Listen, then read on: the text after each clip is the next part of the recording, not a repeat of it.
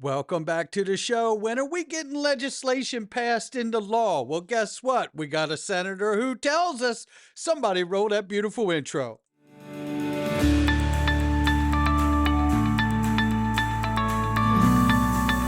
Digital Perspectives with Brad Kimes. Come on in.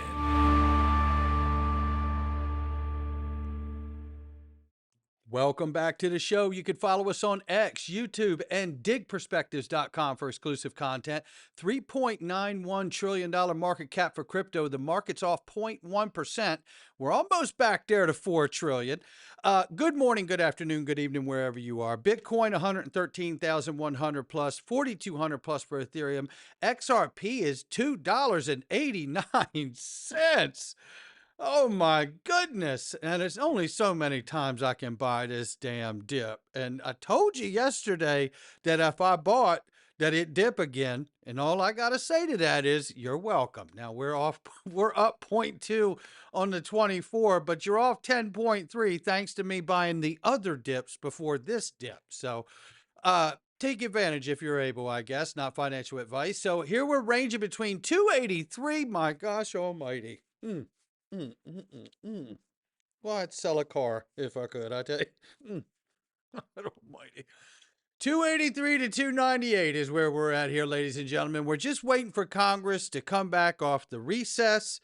Gosh almighty. Should they even be allowed? They shouldn't even be allowed to go to a recess. I mean, nonetheless, whatever. But they're at recess. That's where they're at. When they come back, we're going to see some good news. And just how good a news? Well, we're going to hear from Cynthia Lummis, Senator Lummis, and she's going to tell us exactly what's going on. And we got other great stuff for you to look at too. Just like this, before we get started, it's crypto brokerage Caleb and Brown, and they're amazing. And by the way, they're about to come visit me in the DPMG family, baby. You better believe they are. Yeah, they're coming to visit us next week, and I'll share some of those highlights after we visit with them in the DPMG family. Right now, you can get Caleb and Brown. Open your free account today and get free institutional grade custody. What I love so much about it is everything they offer. Look, there is no hidden fees, no spreads. Number one, right there out of the gate. Number two, right, you get that free institutional grade custody. Number three, you get human beings to talk to for customer service. You can speak directly to a prime broker. Can I tell you what I did yesterday? Really quickly, this is what I did. I sent a message to my broker and I said, can you do me a favor and take the cash in my account and purchase XRP on this beautiful dip we've got right now? Within 3 minutes, and it might have been 2.5, but certainly within 3 minutes, and it might have been 2, honestly. I'm just saying, that's how quick it was. It was blazing fast. I get not only, first of all, in 1 minute, I got it. You got it. Order being executed right now. Bang, just like that. Number two, what I get is the follow-up email in 2 minutes, 2.5 minutes of the exact sale of it going out. I get a complete receipt of everything that happened.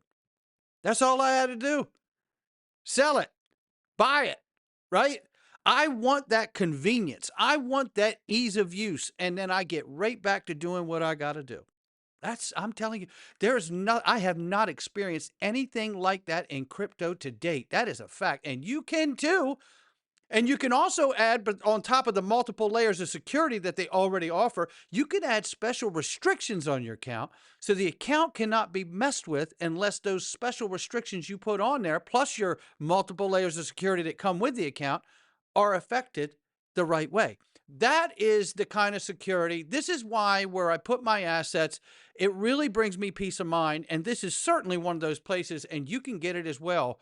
Let's get started here. Gemini secures MiCA license from the MFSA, now cleared to expand crypto services across 30 plus European countries. Oh, it just keeps getting bigger, right? And then here we have Brian Armstrong from Coinbase saying we're going to see $1 million Bitcoin by 2030. And here's why, he says. The rough idea I have in my head is like, we'll see $1 million Bitcoin by 2030.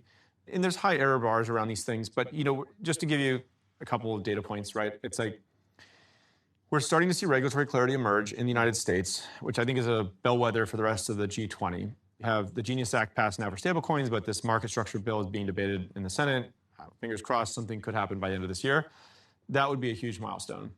The United States government now has a strategic Bitcoin reserve. So that is, if you'd asked me 5 years ago, that would have been kind of like vision board. Someone would have said, you're crazy. Like the United States government's not going to officially hold Bitcoin. But if they do that, which there's now an executive order to do, I think a bunch of other countries are going to do that. We've seen a lot of interest from sovereigns, right? I think Coinbase actually provides crypto services to about 140 government entities that, believe it or not, like at both federal, state, local, and internationally. So governments are now getting more and more engaged in this. And you can imagine the big pools of capital around the world. And there's a lot of, so I don't see the regulatory thing going away. That was one of the big risks, is the government going to shut this down? I think that risk has been severely diminished. And then, is there going to be some flaw found in the Bitcoin protocol? I think that's been severely combed over at this point. Well, I hope so. But, we just saw the article and covered the other day about how, 51% is being controlled by 2 miners. But you can see where he's going with the other points as well, right? If you see sovereigns around the world take a position in Bitcoin the way the U.S. has clearly openly stated, then watch out. The other part for me here too is the obvious truth for me, not for everyone, but for me certainly is that if the United States government is going to adopt Bitcoin as a strategic reserve, which there is an executive order to do exactly that, then that tells me that this was created as a U.S. government psyop, because they would never, and certainly this president that loves this country so much and this administration would never put us susceptible to not understanding who the Satoshis were and where it really came from. I happen to look at Bitcoin as a product that's been introduced to the world that is equivalent to the kitchen sink that Elon Musk walked into Twitter after he bought it with, right? And what was that symbolically saying? I'm going to throw the kitchen sink at this thing and get it turned around and get it right. And that, to me, is a part of how Bitcoin fits in this narrative. That's why there was only 21 million made, right? Because it could conflate the price very quickly to help offset the debt. And people say, well, how could you offset the debt and pay down the debt, right? If you have countries around the world drive this thing to trillions and trillions and trillions and trillions of dollars, 20, 50, 100 trillion in market cap, how do you pay it off without crashing the market? I'm about to tell you. You watch the U.S. Treasury and others open up digital asset U.S. bond issuance for Bitcoin, XRP, ADA, Solana, and others. And when you issue the bonds, and as the bonds roll over and come due, because they have different terms and rates, right? They take that money goes to pay down the debt. That's how you do it. And the entire time, the governments around the world are holding the majority of it. And they're using all of us and our money to pay it down. Not saying I'm right, but it sounds like it. Ripple has partnered. Oh, I love this because, I tell you, the Chainlink people have really been just coming for Ripple and XRP family. My gosh. I mean, but I think it's really because they don't truly understand what's happening out here, but they're about to, right? And I love it because, I am a believer in Chainlink. I think they're doing a great job. I think Sergey Nazarov is super brilliant. Ripple has partnered with the largest Oracle platform, which is Chainlink, to push real USD stablecoin into DeFi. This integration is expected to facilitate improved liquidity and trading opportunities for real USD. And I say, see, there will be multiple winners in the new digital on-chain economy. There's not going to just be one. Everybody plays a different role. Krippenreiter lays it out perfectly here. The link drama is so unnecessary. XRP Ledger is a peer-to-peer electronic payment, person-to-person, peer-to-peer electronic cash system. Chainlink is an Oracle service for blockchains. We're not enemies. That's really it. I mean, it's really it. They have two different roles. People don't know that. And I mean, they should know that, because it's like, my goodness, it's just like HBAR's not in competition with us either. Everybody has a role to play. I mean, look at all the different protocols that make the internet we're using now work. Was HTTP fighting in the early days with the TCP/IP community? That's so ridiculous. Oh my goodness. Nonetheless, here we see it. The original patent and trademark right here for XRP settles it. Financial services is what it's for, namely providing secure payment options to members of an online community via global computer network through the US traditional currency and virtual currency in class. There you have it. That just settles it right there. They're not doing the same things. They work in collaboration with each other to make a better experience all the way around. And then here's Kyle Samani here, who's not the most favored person in the XRP community, but you know what? He's not wrong about what he says here. So I'll skip over the shorting XRP in the early years because I personally believe he had inside knowledge to do so. But nonetheless, Wall Street's excited. They're going to tokenize a bunch of stuff. They're going to put it on blockchains. That's great. But I think Silicon Valley is going to be the distribution. You know, in the next couple of years, Apple and Google are going to enable stable coins and a crypto wallet natively in iOS and Android. So kind of sort of overnight, 6, 7, 8 billion people are going to get a crypto wallet in their phone. They don't even have to ask for it. It's just going to be there. And there's going to be APIs in the operating systems for every single application. Telegram, WhatsApp, you know, Facebook, you name it, is going to be able to tap into that API. Is it happening more quickly than you thought, slower than you thought, or as you thought? I mean, look, if you asked Kyle of 8 years ago, would crypto be like mature 8 years later, I would have said yes. And I would argue crypto is not really mature today, so slower than I would have thought. But I think a huge part of that has just been regulatory, which you could never forecast. Genius happening has changed a lot of things. Even 30 days ago, it was like illegal for anyone in Silicon Valley, like any of the big tech companies, to actually do anything productive with crypto. That is no longer the case as of roughly 30 days ago. And I think once those guys flip the switch, that's when this goes truly, truly, you know, huge. there you go. 8 billion people, 6 to 8 billion. I mean, it's incredible the amount of people that are going to have wallets. The Magnificent Seven, right? They're all going to flip and have wallets. All the social platforms, it's all happening. And that's going to happen very quickly when it goes. So, and I'm pretty sure we're going to need that Clarities Act passed, probably, by the way, too. So, or right around that window. So Title Trust 2 has now filed to launch the first ever leveraged XRP ETF. And I was like, wait a second. Ethereum has a 2 times leveraged futures product. It's not the same thing. So don't get it mixed up there like I almost did. But nonetheless, this is them wanting to do a ETF that is leveraged, and it would be daily, which is similar to the futures product that Ethereum offers. And the returns of 150 to 200% of price performance of Ripple before fees and expenses through a combination of magnified and income generating strategies. Interestingly, the leveraged XRP ETF is an innovative financial instrument that offers investors magnified exposure to Ripple's price fluctuations. The project envisions a long-term capital appreciation with secondary objectives generating current income. Now you have to understand daily return. So this is just like, it's very similar to the futures leverage product that Ethereum has. It is a daily return. So I'm pretty sure that closes out and it's not open-ended. So you don't go in it. Listen, let me tell you something about leverage products, whether it's this or whether it's Sal Goberti's Ethereum. You better know what you're doing, because if you don't, this is a great way to lose your ass. Okay? So just make sure you know what you're doing. And if you don't, you're going to test these spaces.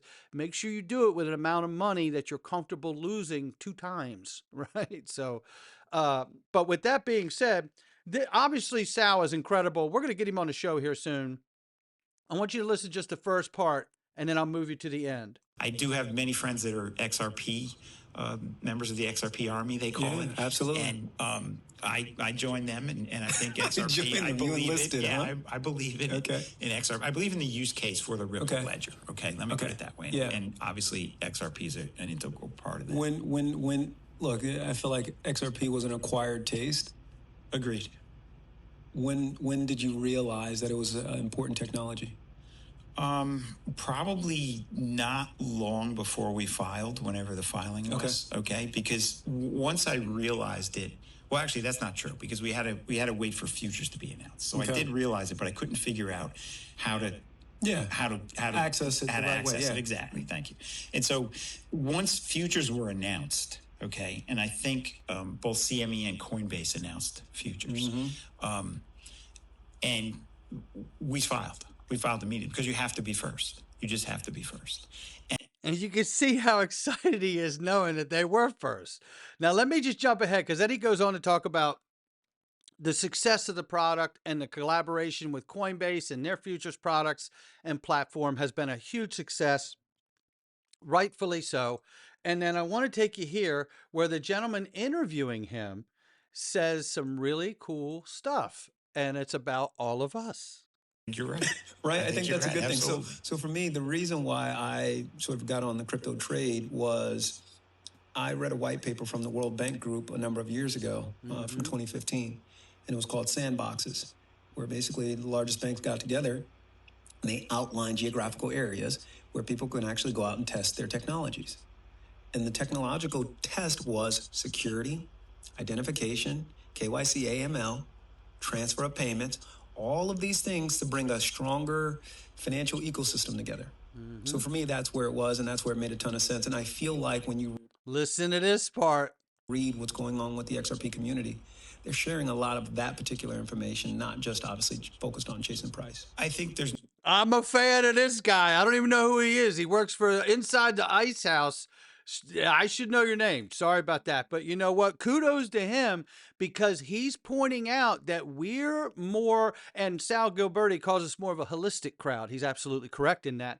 We're not some big paid for PR machine like Bitcoin is. Right? We're all here because we do the research. We're all here because we read all those PDFs. We're all here because we know that this has been about a movement to protect the dollar dominance and also introduce this new asset class into the system by tokenizing the rest of the traditional markets, which is where the biggest windfall is going to come from. And that is a fact, right? So super excited about that. And Sal Gilberti, shout out to you, my friend, and everything you're doing at Tucrium. Now let's hear the current SEC chairman, Paul Atkins, who may go down. This is his second time as the chairman of the SEC, by the way. This guy may go down as one of the best, if not the best SEC chairman on the planet. Listen to what he says here. It's quite powerful. And I mean, from a Gensler era to the Atkins era. Take over the entire analysis of securities law. Could be put on chain and make it much more efficient to process them and everything. So he did, and he had a company that was doing that. But so that wasn't a security. So on chain and all that, very centralized. That's not a security. And so I think the analysis has to be different. If you look at Howey itself, the orange itself was not a security. The orange tree was not a security, but the gestalt around it of, the organization and the promises made and all that, according to the Supreme Court, that was a security, but the individual components are not. And so we cannot go about looking at oranges, the tokens themselves, as necessarily being a security. I know there's a difference in circuits, and we've seen with respect to some of at the district court level, on the federal side, some of this analysis, maybe different ways, but from the SEC's perspective, we will plow forward and on this idea that just the token itself is not necessarily the security, and probably not. There are very few, in my mind, tokens that are securities. But wow, whoa! I mean, God, we love this guy. What does he want for Christmas? Because it's on me, man. I'm going to tell you right now. Just, and not even for favor, but just for having this sense of levity and understanding in this space. Very few tokens are securities. Exactly. The tokens itself is not necessarily security.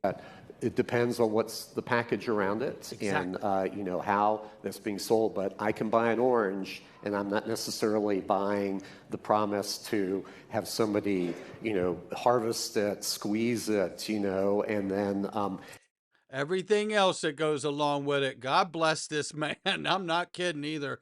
And here we have the latest from Cynthia Lummis here. Says we'll have crypto market structure bill to the president's desk before the end of the year. Well, let's hear her say it, because she even says before Thanksgiving. Well, let's hope even, how about before Halloween? We go back to work in the Senate on September 3rd. We are working market structure with the goal of having it out of committee, out of the Senate Banking Committee by the end of September.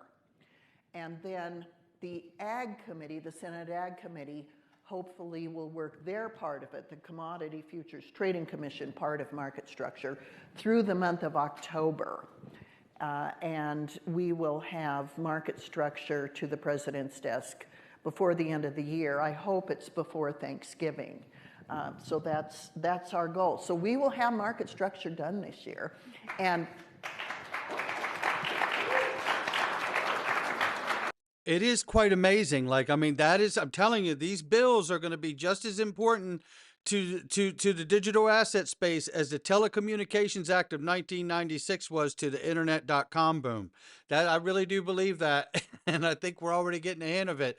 Look, we're going into the freedom zone. None of this is financial advice from me or anyone else. It's just my digital perspectives. But inside the freedom zone, which you can join directly underneath this video, just click the link to join the Patreon, join us on YouTube, or join us on X even.